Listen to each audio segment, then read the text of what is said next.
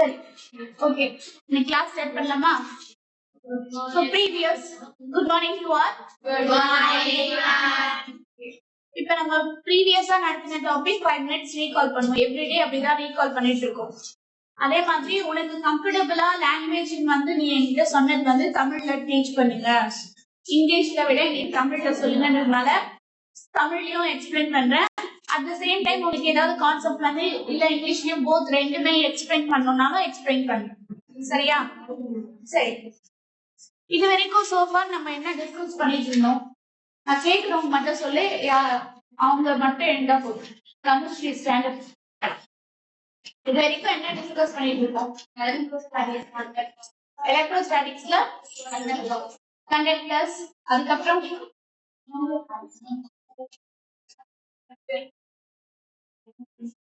Next என்ன conductors மட்டும் தான் பார்த்தோமா?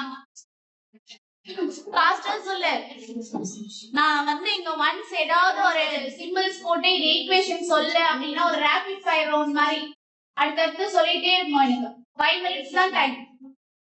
ரீகால் பண்றதுக்கு ப்ரீவியஸ் கிளாஸ்ல வந்து ரீகால் பண்றதுக்கு ஒரு 5 minutes தான் எடுத்துப்பேன்.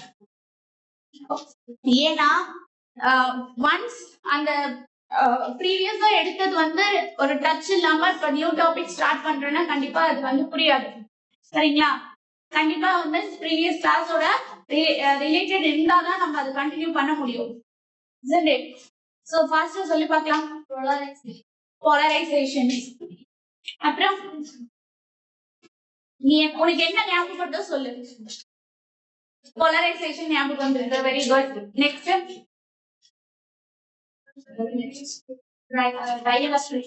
டயஎலக்ட்ரிக்ஸ். அப்புறம்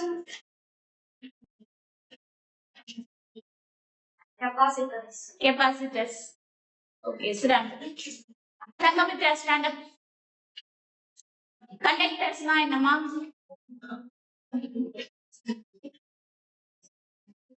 Who just stand up? What is meant by dielectrics? Pavitra irukala? Non-conducting material. Dielectrics, non-conducting materials. Okay. Polarization na?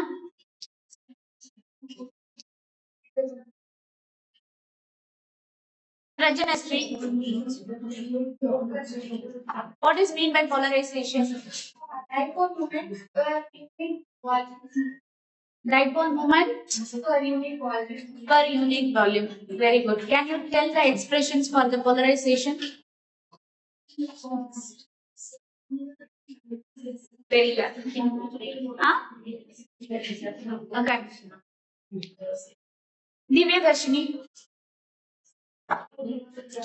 Polarization oda expression sollu paakalam.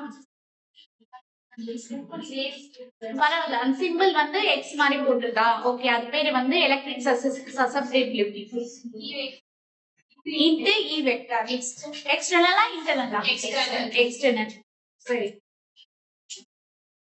Polar and non polar molecules difference சொல்லி பார்க்கலாம்.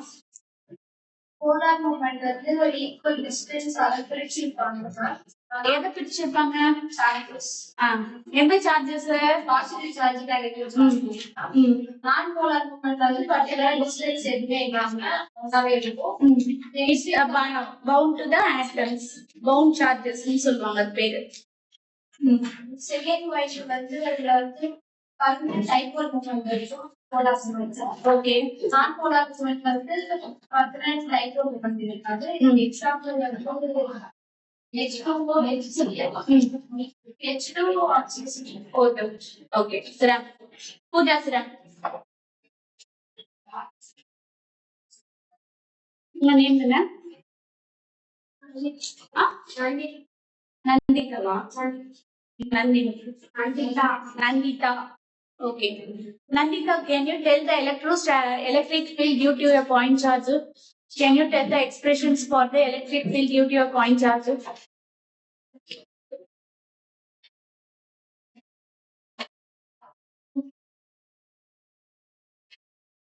What's your name?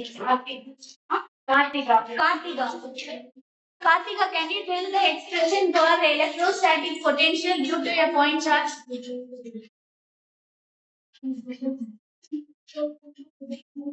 நான் already என்ன சொல்லிருக்கேன், electric field due to a point charge அப்படின்னா nothing but kq by r square due to a point charge. அதே ஜெனரலா நம்ம electric field எழுதுனா k into q1 q2 divided by r square போடுவோம். due to a point charge னும்போது kq மட்டும் தான் வரும். புரியுதா? நெக்ஸ்ட் b க்கு என்ன சொன்னா kq by r. இப்ப k ன்றது இங்க நம்ம என்ன எழுதுவோம், 1 by 4 by epsilon naught. இப்ப epsilon naught ன்றது என்ன, permittivity of free space. What is mean by permittivity? What is mean by permittivity? நான் நிறைய டைம் சொல்லியிருக்கேன் permittivityனா என்ன.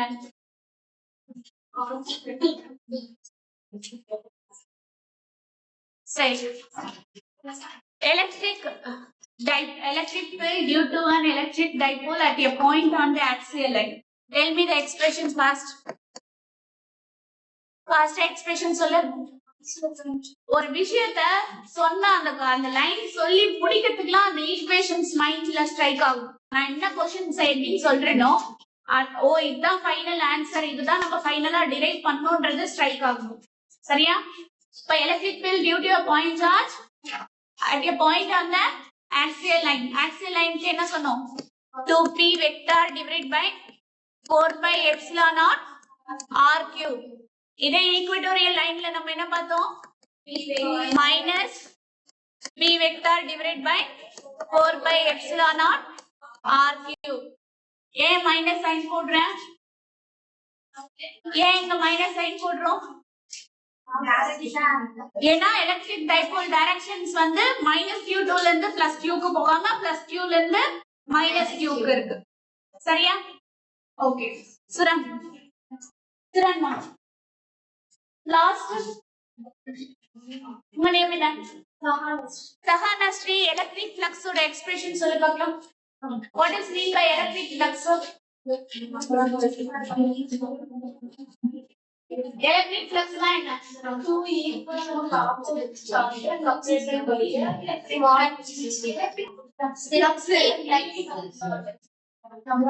ஃப்ளக்ஸ்க்கு நான் ஒரு எக்ஸ்பிரஷன்ஸ் கொடுத்தேன், ஞாபகம் இருக்கா? ஃப்ளக்ஸ்னா என்ன ஃபர்ஸ்ட்?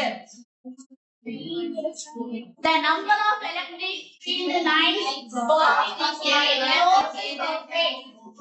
சரியா? The number of electric field lines is crossing through the closed surface. So line integral of E vector dot dA vector. சரியா? So according to the Gauss law, phi is equal to Q net charge divided by epsilon naught. அப்ப எனக்கு இங்க phi ஓட related பண்ணும்போது Q net divided by epsilon naught equal to integral of E vector dot dA vector.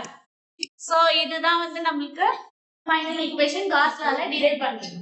இப்ப Gauss lawல applications பார்த்தோம், 4 applications. என்னென்ன applications பார்த்தோம்? First application என்ன? Electric field due to a infinitely charged wire. As expressions E is equal to E vector is equal to lambda divided by 2 pi epsilon naught r into r cap. ஞாபகம்தா? அதே மாதிரி infinite plane sheets என்ன பார்த்தா electric field E vector equal to sigma by epsilon naught. 2 epsilon naught வேற epsilon naught. parallel plane ல நம்ம என்ன கிடைச்சது? E vector equal to sigma divided by 2 epsilon naught ன்னு. இதே ஒரு ஸ்பியர், ஒரு சார்ஜ் ஸ்பியரா இருந்தா அதுக்கு என்ன எக்ஸ்பிரஷன் கிடைச்சது? E vector equal to Q divided by 4 pi epsilon naught r square. இது inside outside on the surface போது r ஓட இது சேஞ்ச் ஆகும், கேபிட்டல் R வரும். ஓகேவா? இன்சைட் போது E வெக்டார் வந்து என்னது? 0 ஆயிடும். சரியா? காஸியன் சர்ஃபேஸ் இன்சைட் போது 0 ஆயிடும், அவுட்சைட் போது ஸ்மால் r. இதே வந்து on the surface போது இந்த இடத்துல என்ன வரும்? Capital R square. சரியா? எப்பவுமே ஒரு டாபிக் ஒரு லெசன் முடிக்கறாங்கன்னா நீயே என்ன பண்ணணும், ஒரு பேப்பர் எடுத்து நம்ம என்னென்னலாம் படிச்சோம் ஃபர்ஸ்ட் குவான்டைசேஷன் ஆஃப் சார்ஜ் வந்து சோஃபார் இப்ப மேம் வந்து கெபாசிட்டர் வரைக்கும் கம்ப்ளீட் பண்ணிருக்காங்க. அப்ப எடுத்து ஒரு சம்மரியா நீயே வந்து ஃபார்முலாஸ் வந்து எழுதி பார்க்கணும். சரியா? ரிப்பீட்டடா அந்த ஃபார்முலாஸ் நீ சொல்லதான் வந்து உனக்கு வந்து அந்த கான்செப்ட் வந்து மைண்ட்ல ஸ்டோர் ஆகும். சும்மா நாளைக்கு எக்ஸாம்னா இன்னைக்கு வந்து புக்க தந்துட்டு எனக்கு இந்த கான்செப்ட் அந்த கான்செப்ட் போட்டு குழப்பிட்டு இந்த டெரிவேஷன் அந்த டெரிவேஷன் போட்டு கன்ஃபியூஸ் பண்ணிட்டு அப்புறம் மார்க் வரலன்னா எப்படி வரும்? டெய்லியும் டச்ல இருக்கும். சரியா? டெய்லியுமே என்ன பண்ணும், அதை ரீகால் பண்ணிட்டே இருக்கணும். எவ்வளவு நீ ரீகால் பண்றியோ உனக்கு அதை ஈஸியா மறக்காது. நான் இப்ப இதே விஷயத்த திரும்ப நாளைக்கு வந்து கேட்க போறேன். உனக்கு போர் அடிக்கோ இல்லையோ, எனக்கு கண்டிப்பா போர் அடிக்கும். என்னடா அது தொடர்ந்து நம்ம ஒரு 10 நாளா இந்த ஈக்குவேஷன்ஸ் இந்த கேள்வியை நம்ம திரும்ப பசங்க கிட்ட கேட்கிறோம். பட் வந்து இப்போ இன்னைக்கு சொல்றமா இது அப்படியே மைண்ட்ல ஸ்டோர் பண்ணும். திரும்ப நாளைக்கு கேட்கறேன்னா இன்னும் ஃபாஸ்டா எனக்கு ஆன்சர் பண்ணும். சோ நெக்ஸ்ட் டே கேட்கறேன்னா இன்னும் ஃபாஸ்டா குயிக்கா எனக்கு ஆன்சர் பண்ணும். நான் எடுத்து கொடுக்க கூடாது. இப்ப torque acting in uniform electric ஃபீல்ட்னாவே என்ன பண்ணும்? tau is equal to p vector cross e vector. இதே ஒரு எலக்ட்ரிக் டைபோல் மொமெண்ட் நான் கேக்குறேன்னா p vector is equal to q into 2a into p cap. சரியா? அடுத்து வேற என்ன ஈக்குவேஷன்ஸ் எதனா விட்டு போயிருக்கா? Torque acting in uniform electrostatic potential energy formula என்ன? tau is equal to minus pe cos theta. So அந்த ஹெட்டிங் சொன்னோம்னா அந்த ஈக்குவேஷன் ஸ்ட்ரைக் ஆகும். புரியுதா? அகைன் நான் நாளைக்கு இது கேக்குவேன். 5 minutes ஒரு ரீகால் பண்ணுவேன். நீ என்ன பண்ணணும்? சொல்லணும். ஃபாஸ்டா சொல்ல ஆரம்பிக்கும். இதே நான் கண்டினியூஸா கேட்க ஆட்டோமேட்டிக்கா உன்னோட மைண்ட்ல வந்து என்ன ஆயிடும்? ஸ்டோர் ஆயிடும். அப்ப electric field E is equal to என்னது? F by Q. அப்ப Q வேணும், F வேணும்னா QE. சரிங்களா? Okay. New pages in.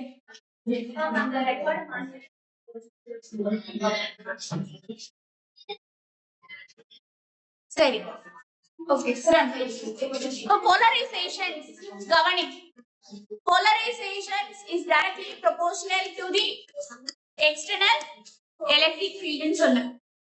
So polarization is directly proportional to the external electric field. ஏன்னா நான் வந்து ஒரு சார்ஜ் கெபாசிட்டி இல்லாத ஒரு மெட்டீரியலை, அது எலக்ட்ரிசிட்டியே கண்டக்ட் பண்ணாத ஒரு மெட்டீரியலை நான் வந்து என்ன பண்றேன்? டியூ டு த எக்ஸ்டர்னல் ஃபீல்டால போலரைசேஷன்ஸ்ன்ற ப்ராப்பர்ட்டியால அது கண்டக்ட் பண்ற கெபாசிட்டியை கொண்டு வரேன். இப்ப dielectric material is nothing but insulators தான். அப்ப அந்த இன்சுலேட்டர்ஸ்க்கு அந்த பவர் என்ன சொல்றாங்க? கேப்பபிள கொண்டு வரதுக்காக நான் புது எக்ஸ்டர்னல் எலக்ட்ரிக் ஃபீல்டால தான் இந்த போலரைசேஷனே உருவாகுது. சரியா? போலரைசேஷன் இஸ் நதிங் பட் என்னது? இப்போ நான் ஒரு யூனிஃபார்ம் ஃபீல்ட்ல ஒரு சார்ஜ் சப்ளை கொடுக்குறேன் external field due to the positive சார்ஜ்னும் போது, அப்ப positive charge it's towards attract by the negative charge. Towards attract by the negative charge. அப்ப அதுதான் வந்து போலரைசேஷன்ஸ். அப்ப எனக்கு பாசிட்டிவோட நெகட்டிவ் அட்ராக்ட் போது அதுக்கு ஆப்போசிட்ல என்ன ஆயிடும்? இந்த சைடு நெகட்டிவ் ஆயிடுச்சு. இப்போ parallel பிளேட் இருக்குமா? இப்போ இந்த இடத்துல எனக்கு ஃபுல்லா வெளியே நான் பாசிட்டிவ் சார்ஜா இருக்கு. அப்ப positive charge towards attract by என்னது? நெகட்டிவ். அப்போ இதுக்கு ஆப்போசிட்ல என்ன ஆகும்? பாசிட்டிவ் வந்து ஸ்டோர் ஆயிடும். இது பேர் தான் போலரைசேஷன்ஸ். புரியுதா? இந்த மெத்தடுக்கு பேர் தான் என்னது? போலரைசேஷன்ஸ்.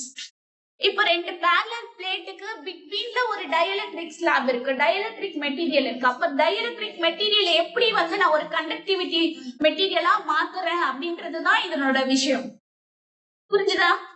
அப்ப polarisation is directly proportional to the external electric field. அப்ப எனக்கு எக்ஸ்டர்னல் எலக்ட்ரிக் ஃபீல்ட் எவ்வளவு அதிகமா இருக்கோ எனக்கு போலரைசேஷன்ஸ் அவ்வளவு அதிகமா கிரியேட் ஆகும். சரியா?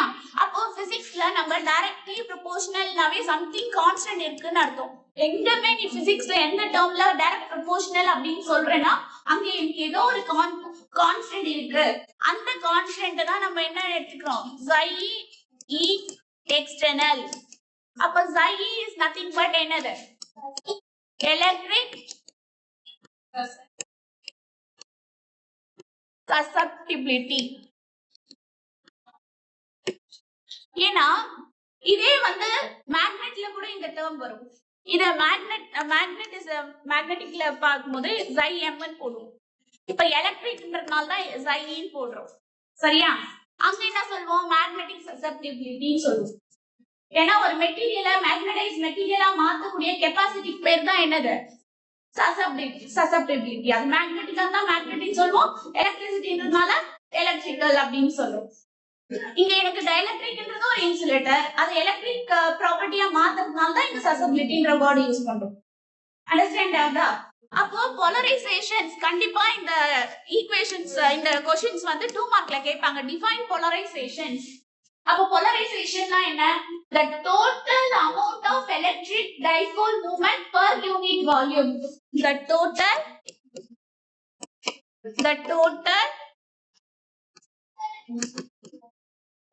dipole moment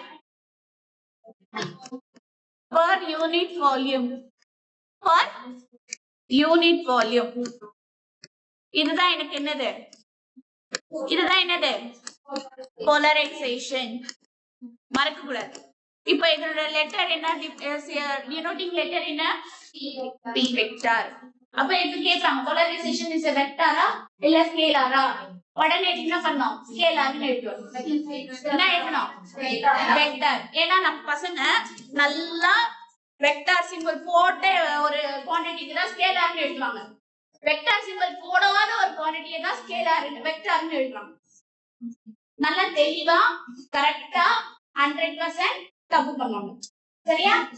நம்மள அவ்வளவு நல்ல நாலேஜா இருக்கு. எலக்ட்ரோஸ்டாட்டிக் பொட்டன்ஷியல் மார்க் பண்ண பத்தியா? ஸ்கேலாருக்கு கரெக்டா மார்க் பண்ணல எல்லாரும். क्वेश्चन பேப்பர்ல என்ன மார்க் பண்ணீங்க? Electric field. ஏன்னா electric field is a scalar quantity. நல்ல கரெக்ட்? சரி, இப்போ இந்த நேத்து நான் டிஸ்கஸ் பண்ண क्वेश्चन என்ன? ஒரு டைஎலக்ட்ரிக் மெட்டீரியல்ல எப்படி அதாவது எலக்ட்ரிக் ஃபீல்ட் இன்டியூஸ் பண்றது? ஒரு டைஎலக்ட்ரிக் மெட்டீரியல்ல எப்படி எலக்ட்ரிக் ஃபீல்ட இன்டியூஸ் பண்றது? Simple concept. நான் ஆல்ரெடி உங்களுக்கு சொன்னதுதான். எந்த ஒரு விஷயத்தையுமே ஒரு memorization exam point of view அப்படியே படிக்காம இப்போ இந்த क्वेश्चनல இருந்து நான் என்ன கத்துக்க போறேன்? இந்த क्वेश्चनல இருந்து நான் என்ன தெரிஞ்சுக்கணும்? ஒரே டைஎலக்ட்ரிக் மெட்டீரியல் இருக்கு, அதுல நான் எப்படி இன்டியூஸ் பண்றது electric field? Inside the dielectric material, not outside. சரியா? அப்போ எனக்கு டைஎலக்ட்ரிக் மெட்டீரியல் எடுத்துட்டு ஒரு parallel plate capacitors உள்ள இருக்கு. ஒன்னு வந்து இட்ஸ் பிகம் என்னது? Positive charge. இது என்னது? Minus negative charge. இங்க எத்தனை இருக்கோ ஈக்குவல் அமௌண்ட் ஆஃப் நெகட்டிவ் போடணும். 1 2 3 4 எவ்வளவு? 5 6 இருக்கா? 6 போடணும். கரெக்டா?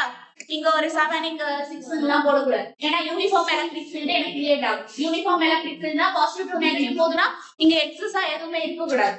சரியா? அப்போ எனக்கு உள்ள கிரியேட் ஆகிறதுக்கு என்ன பண்ணும்? இந்த டைஎலக்ட்ரிக் ப்ராப்பர்ட்டி என்ன? பவுண்ட் சார்ஜஸ் இருக்கும். பவுண்ட் சார்ஜஸ் என்ன? ஆட்டம் கூட போய் நல்லா ஒட்டிட்டு இருக்கும், ஃப்ரீயாவே மூவ் ஆகாது. கண்டக்டர்ஸ்ல தான் நமக்கு என்ன ஆகும்? சார்ஜஸ் வந்து ஃப்ரீயா மூவ் ஆயிட்டு இருக்கும். கண்டக்டர்ஸ்ல ஃப்ரீ சார்ஜஸ் நிறைய இருக்கு, அதனால எலக்ட்ரிசிட்டி குயிக்கா அது வந்து கலெக்ட் பண்ணும். ஆனா இந்த டைஎலக்ட்ரிக்ஸ்குள்ள பவுண்ட் சார்ஜஸ் இருக்கிறதுனால குயிக்கா வந்து என்ன பண்ணாது? எலக்ட்ரிசிட்டியை கனெக்ட் பண்ணாது. அதனால அது தலைமையில தட்டி இல்ல நீ கொஞ்சம் வந்து எலக்ட்ரிசிட்டியை கனெக்ட் பண்ணு அப்படின்னு சொல்லி நம்ம என்ன பண்றோம்? ஒரு எக்ஸ்டர்னல் எலக்ட்ரிக் ஃபீல்ட அப்ளை பண்றோம். அது என்ன பண்ணுது? ஆமா நான் பண்ண மாட்டேன், நான் அதெல்லாம் பண்ண முடியாது, எலக்ட்ரிசிட்டி எல்லாம் கனெக்ட் பண்ண முடியாது அப்படின்ட்டு அது வந்து நான் ஆட்டம் கூட போய் நல்லா ஒரு கம்ஃபர்ட் ஜோன்ல டைட்டா பேக் ஆயிட்டு. சரியா? நீ அப்படி இருந்தா நான் உன்னை விட்டுருவேனா? நான் உன்னோட பெரிய ஆளு அப்படின்னு சொல்லி இந்த எலக்ட்ரிக் ஃபீல்ட் என்ன பண்ற? போய் ஃபைட் பண்ணு. நீ வந்துதான் ஆகணும், நீ கண்டக்ட் பண்ணி தான் ஆகணும் அப்படின்ட்டு. அப்படி பண்ணும் போது என்ன பண்ணோம்? உள்ள ஒரு ஸ்மால் அமௌண்ட், எவ்வளோ ஸ்மால் அமௌண்ட்ல ஒரு இன்டர்னல் எலக்ட்ரிக் ஃபீல்ட் கிரியேட் ஆகும். சரியா?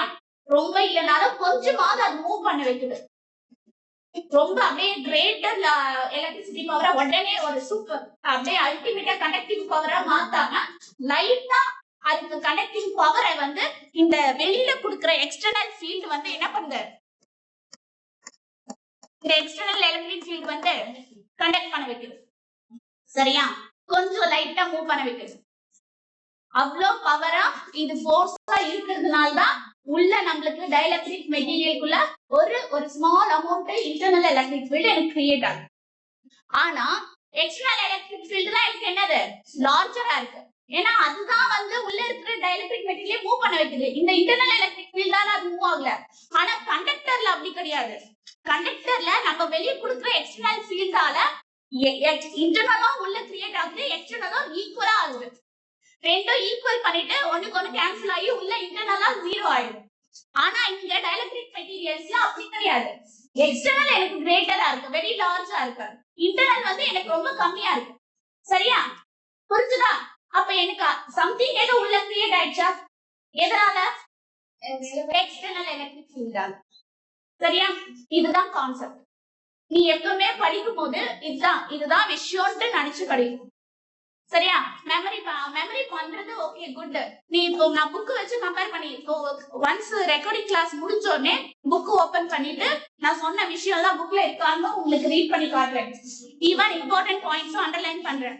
அப்ப நீ என்ன பண்ற, புக் எடுத்து நோட் எடுத்து அந்த பாயிண்ட்ஸ் அண்டர்லைன் பண்ணிக்கோ. அந்த வேர்ட்ஸ் எல்லாம் இம்பார்ட்டன்ட் போட்டு சிம்பிள் போட்டுக்கோ. எக்ஸாம் பாயிண்ட் ஆஃப் வியூ போட்டுட்டு நீ வீட்டுல போயிட்டு ஒரு டைம் அதை படி. சரியா? படிச்சது நெக்ஸ்ட் டே வந்து மேம் நாங்க வந்து நீங்க நேற்று கிளாஸ் எடுத்ததும் வீட்டுல போய் பார்த்தேன், இந்த புக்ல எனக்கு இந்த வேர்ட்ஸ் வந்து டவுட்டா இருக்கு, இல்ல இந்த இடத்துல எனக்கு வந்து கொஞ்சம் புரியல, கொஞ்சம் சொல்லுங்கன்னு சொன்னா அது திரும்ப அதையும் நான் டீச் பண்றேன். இதுதான் நான் டெய்லிக்கும் இன்சிஸ்ட் பண்றது.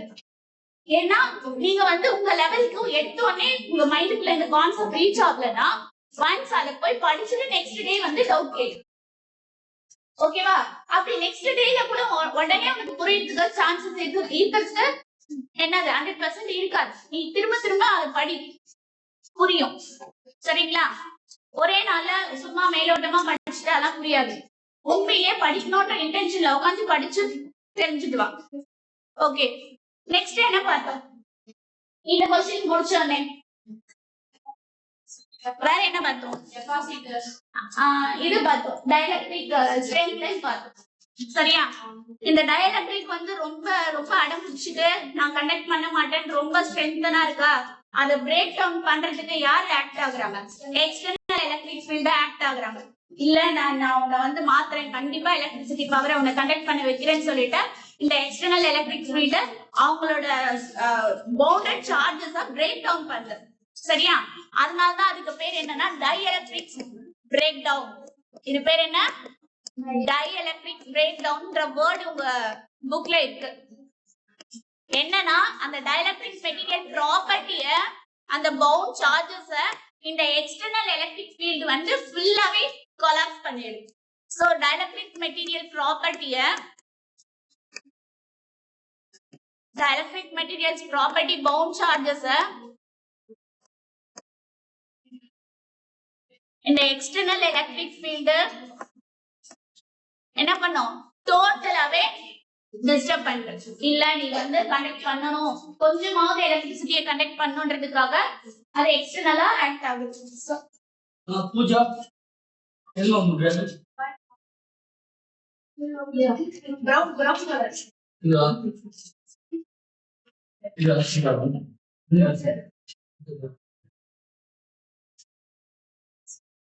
சரிடா, புரிஞ்சுதா? இதுதான் வந்து என்னது டைஎலக்ட்ரிக் ஸ்ட்ரென்த். ஓகே, இது வரைக்கும் நேற்று கம்ப்ளீட் பண்ண டாபிக். இப்போ ஃபர்தரா கெபாசிட்டர் குள்ள போலாமா? என்ன டவுட் இருக்கா?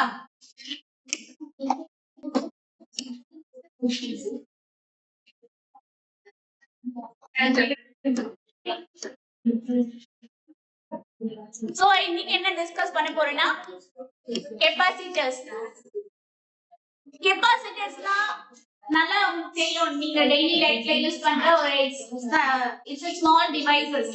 So electrical devices which is used to store the electric charge. சரியா? which is used to store the electric charge, not only charge, it's also store the energy. It is also stores the energy. So it consists of two parallel plates, two conducting parallel plates. அப்போ ரெண்டு conducting parallel plates இருக்கும். One is consist of positive, another one is consist of negative charge. ஓகேவா? இப்போ இந்த parallel plate இருக்கு, செப்பரேட்டா இருக்கு. சரியா? அப்ப இதுக்கு ஏதோ எல்லா மெட்டீரியல்ஸ்மே made up of the atom. ஆட்டம்னாவே it possesses the positive or negative character. கண்டிப்பா இருக்கு. அப்ப நான் இது ஒரு parallel plate பாசிட்டிவ் சொல்றேன், இது நெகட்டிவ் சொல்றேன். சரியா? ஒரு செப்பரேட் டிஸ்டன்ஸ்ல இருக்கு. ஸ்மாலஸ்ட் டிஸ்டன்ஸ் கூட எடுத்துக்கோ, d டிஸ்டன்ஸ். இதோட ஏரியா of cross sections, இந்த பிளேட்டோட area of cross sections a வச்சுக்கோங்க. அப்போ capacitor is nothing but storage of another electric charge. Storage of electric charge. Say next, it consists of two conducting parallel plates.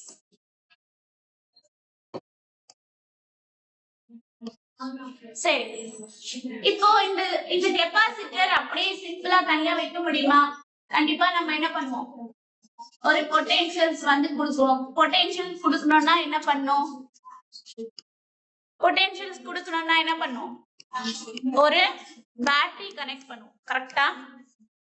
இப்ப capacitor சிம்பிளே எப்படி தெரியுமா use பண்ணுவோம்? கவனிங்க, capacitor சிம்பிளே parallel lines மாதிரி தான் இருக்கு. சரியா? சில பேரு கெபாசிட்டர் டிரா பண்ணுன்னு சொன்னா எப்படி தெரியுமா டிரா பண்றாங்க? இப்படி டிரா பண்றாங்க. இப்படி டிரா பண்ணா என்னது? செல். சரியா? சோ ரெண்டுமே parallel lines இருக்கணும். ஓகே, ரெண்டுமே parallel lines இருந்தா, ஏன்னா இதுக்கு அப்புறம் வர क्वेश्चंसல கெபாசிட்டர் இன் சீரிஸ் parallel படிப்போம். அப்போ 3 கெபாசிட்டர் 4 கெபாசிட்டர்ஸ் வந்து நம்ம சீரிஸ் parallel கனெக்ட் பண்ணும்போது டிரா பண்ணும்போது இந்த மாதிரி parallel lines டிரா பண்ணுங்க. சரியா? ஒன்னு வந்து denoting long லைன், ஒன்னு ஷார்ட் லைன்ல போட்டேன்னா நான் ரவுண்ட் போட்டு மார்க் கொடுக்க மாட்டேன். சரியா? புரிஞ்சுதா? சரி, இப்போ இந்த parallel பிளேட்டுக்கு one side என்னது positive, another side is negative. Okay, இப்போ எனக்கு பேட்டரியில இருந்து பொட்டன்ஷியல்ஸ் கிரியேட் ஆகி இந்த பொட்டன்ஷியல்ஸ் சப்ளை கொடுக்கணும். அப்ப பொட்டன்ஷியல்ஸ் கொடுத்தா என்ன ஆகும்? சார்ஜஸ் வந்து மூவ் ஆக ஆரம்பிக்கும். சார்ஜஸ் என்ன ஆகும்? ஒரு பிளேட்ல இருந்து இன்னொரு பிளேட்டுக்கு வந்து டிரான்ஸ்ஃபர் ஆகும். அப்ப இந்த பிளேட்ல இருந்து இந்த பிளேட்டுக்கு டிரான்ஸ்ஃபர் ஆகுது, சார்ஜ் டிரான்ஸ்ஃபர் ஆகுதுன்னா கண்டிப்பா இது வந்து என்ன ஆகும்? இந்த பிளேட்ல சார்ஜஸ் வந்து ரெடியூஸ் ஆயிடுது. அப்ப இட் பிகம்ஸ் பாசிட்டிவ் ஆயிடுச்சு. அப்ப இந்த பிளேட்ல எலக்ட்ரான்ஸ் வந்து கெயின் பண்றதுனால இட் பிகம்ஸ் நெகட்டிவ் ஆயிடுச்சு. சரியா? அப்போ ஏதோ ஒன் ஆஃப் த பிளேட்ல மட்டும் தான் எனக்கு அதிகமான ஸ்டோரேஜ் இருக்கு. ரெண்டு பிளேட்லயுமே ரெண்டு பிளேட்லயும் எனக்கு ஈக்குவல் ஸ்டோரேஜ் கிடையாது.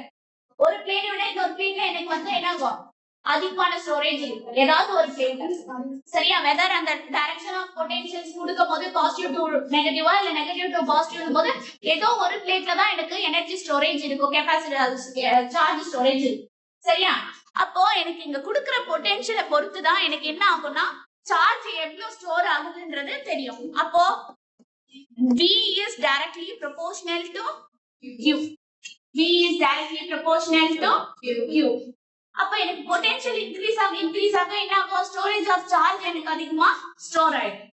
அப்போ நான் ஆல்ரெடி சொன்னதுதான், இங்க டைரக்ட் ப்ரொபோர்ஷனல்னா சம்திங் கான்ஸ்டன்ட் இருக்குன்னு அர்த்தம். அப்ப அந்த கான்ஸ்டன்ட்டை நான் என்ன எடுத்துக்கிறேன்? C எடுத்துக்கிறேன்.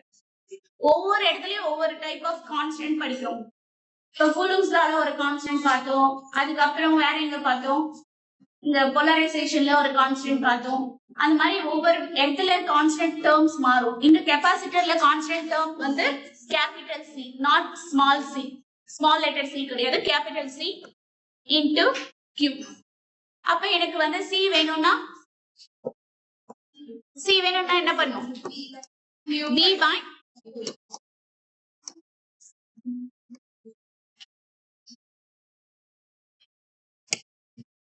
V by Q. அப்போ இந்த இடத்துல இருந்து இந்த Cன்ற word I can define. C னா என்னங்க?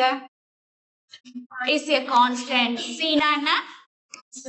Is a constant. என்ன கான்ஸ்டன்ட்?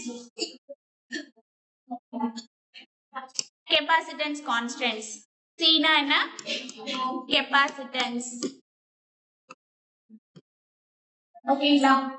அப்போ கெபாசிட்டன்ஸ் நீயே டிஃபைன் பண்ணலாமே. C is equal to Q by V எழுதியாச்சுல. அப்படின்னா என்ன அர்த்தம்? Q னா என்ன இங்க? சார்ஜ். V னா என்ன? Potential difference across the potential difference. சரி. எப்படி இருக்கு ப்ராடக்ட்ல இருக்க? C is equal to V by Q. sorry. V by Q.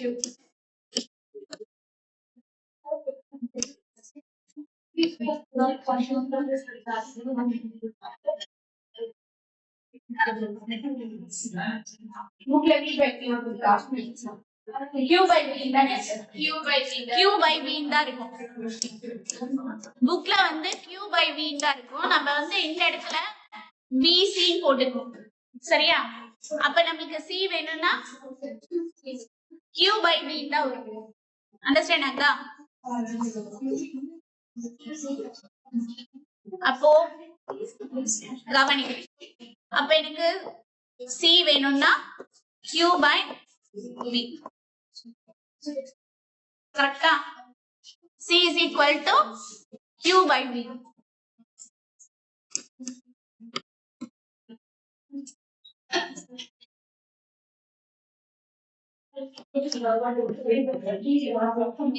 Okay.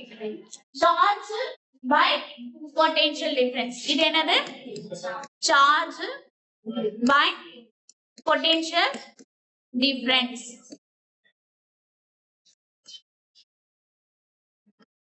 So, இது ரெண்டு ப்ராடக்ட்ல இருக்கா, மல்டிபிள்ல இருக்கா, டிவைட்ல இருக்கா, எப்படி இருக்கு? டிவைட். அது என்ன சொல்ல? ரேஷியோ சொல்லலாமா? அப்போ the ratio of the charge, one of the magnitude of the charges, and applying the potential difference across the plates. சரியா? The ratio of the charge and the potential difference. Simple சொல்லு. சரியா? Capacitance is nothing but the magnitude of the charge, one of the plates, and the potential difference across the plates. சரியா? அப்ப C is equal to Q by V. மறக்க கூடாது, important இது. So இத base பண்ணி suppose numericals 1 மார்க்ஸ்ல கொடுக்கறாங்க. இப்ப Q வந்து ஒரு 20 கூலும் ஆஃப் சார்ஜ்னு வெச்சுக்கோங்க. V வந்து potential difference 5 வோல்ட்னா then calculate the C value அப்படினு கேட்டா எவ்வளவு வரும்? என்ன வரும்? C is equal to 20 divided by 4. அப்ப என்ன வரும்? 4. then இதோட யூனிட் என்னன்னா farad. இதோட யூனிட் என்ன? farad. சரி, farad மட்டும் தான் யூஸ் பண்ணலாமா? வேற யூனிட் யூஸ் பண்ண கூடாதான்னா யூஸ் பண்ணலாம். என்னது? இங்க Q by V இருக்கா? அப்போ சார்ஜ்க்கு என்ன SI யூனிட்? சார்ஜ்க்கு என்ன SI unit? Coulomb divided by meter volt. Volt தானே? வோல்ட் தானே? பொட்டன்ஷியல் டிஃபரன்ஸ் ஓட SI யூனிட் என்ன? வோல்ட். அப்போ கூலும் divided by வோல்ட். சரிங்களா? அப்ப C by V, or you can write that farad. சரி, இப்போ இந்த faradன்றது கெபாசிட்டன்ஸ் உடைய மேக்ஸிமம் வேல்யூ. சரிங்களா? அப்போ இங்க பாருங்க, இப்போ ஃபார் எக்ஸாம்பிள் picofarad NF அப்படின்னு எழுதுறேன். அப்படின்னா என்ன அர்த்தம்? பிகோனா எவ்வளவு? 10 பவர் மைனஸ் 12. நானோனா 10 பவர் மைனஸ் 9 farad. மைக்ரோ இப்படி சிம்பிள் போட்டு இப்படி எழுதுறேன். இது என்னது? Micro farad. மைக்ரோக்கு என்ன value? 10 power minus 6 farad. Suppose क्वेश्चनல இந்த இடத்துல நல்லா கவனி. C ஓட வேல்யூ கெபாசிட்டன்ஸ் 20 மைக்ரோ farad அப்படின்னு கொடுக்கறாங்கன்னு வெச்சுக்கோங்க. இந்த 20 க்கு என்ன வேல்யூ நீ சப்ஸ்டிட்யூட் பண்ணனும்? into 10 power minus 6. 20 into 10 power minus 6. புரியுதா? என்ன டவுட் இருக்கா? சோ இதுதான் அந்த கெபாசிட்டன்ஸ் ஓட நம்மளோட டெஃபினிஷன்ஸ். ஃபர்ஸ்ட் கெபாசிட்டர்னா இட்ஸ் a storage device. ஓகேவா? Next what is mean by capacitance கேட்டாங்கன்னா the ratio of the charge and the potential difference. understood? SI unit என்ன இருக்கு? farad or coulomb by volt. சரியா? இந்த மெயின் அப்ளிகேஷன் எங்கெல்லாம் apply பண்ணோம், இந்த கெபாசிட்டர் எங்கெல்லாம் யூஸ் பண்ணுவோம்?